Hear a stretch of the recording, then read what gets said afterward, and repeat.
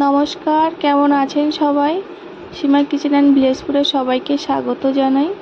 আজকে আমি একটা অন্যরকম ভিডিও নিয়ে এসেছি। আমার একটা ছোট্ট ছাদ বাগান করেছি, তো সেই বাগানে কি কি গাছ আমি লাগিয়েছি সেগুলো আপনাদের কাছে শেয়ার করব, দেখাবো আপনাদের।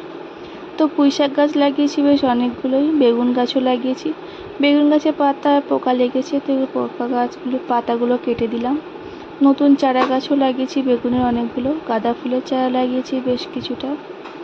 আর এখানে এটা বেল ফুলের চারা এনে রেখেছি লাগাবো বলে, কিন্তু এখনও লাগানো হয়নি। একটা ড্রাগন ফলের চারাও লাগিয়েছি, বেশ ভালো লাগে আমার ড্রাগন ফলটা।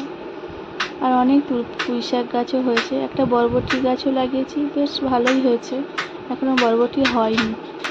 এখানে দুটো তুলসী গাছ আছে, একটা কৃষ্ণ তুলসী, একটা রাধা তুলসী। কৃষ্ণ তুলসীর গাছটা দেখো কেমন কালো, পাতাগুলো কেমন কালচে ভাব।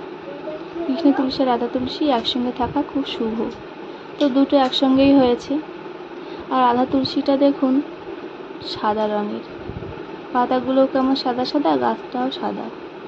তো এগুলো আমি লাগাইনি, নিচ থেকে মাটি এনেছিলাম, তো সেই মাটির মধ্যে হয়তো দানা ছিল, সেই দানা থেকেই হয়েছে। আর এই যে পুঁই শাক গাছ, দুপুরবেলা বৃষ্টি হয়েছে, তাই পুঁই শাক গাছের পাতায় কেমন ফোটা ফোটা এখনও বৃষ্টির জল আছে, খুব সুন্দর দেখতে লাগছে। পুঁই শাক গাছগুলো বেশ ভালো হয়েছে। বাগানে পাঁচিল টপকে বাইরে চলে যাচ্ছে। বাজারের ছাদে দিয়েছি, ওই দেখুন আমাদের বাজার। আর মামামও ওই যে বিকালে খেলতে বেরিয়েছে। একটা নয়নতারা গাছও লাগিয়েছি। তো আজকে এই পর্যন্তই ব্লগটা আমি শেষ করছি। ভালো লাগলে অবশ্যই কমেন্ট করুন, শেয়ার